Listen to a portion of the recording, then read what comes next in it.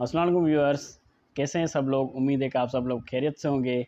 आज हम बात कर रहे हैं कोका के बारे में। कोका एक जानवर है। इस जानवर की खूबी यह है कि इसको दुनिया का खुश रहने वाला जानवर भी कहा जाता है और इसको दुनिया का बेवकूफ़ जानवर भी कहा जाता है। तो सबसे पहले जानते हैं कि इसको दुनिया का खुश रहने वाला जानवर क्यों कहा जाता है। इसकी ये खूबी है कि ये अपने आप को खुश रखने के लिए हर जानवर से खेलने की कोशिश करता है। तो फिर ये क्या करता है कि ये अब सांपों के साथ भी खेलने जाता है। जब ये सांपों के साथ खेलने जाता है तो वो इस बेचारे को खा जाते हैं। तो इसकी इस आदत की वजह से इसको दुनिया का बेवकूफ़ जानवर भी कहा जाता है।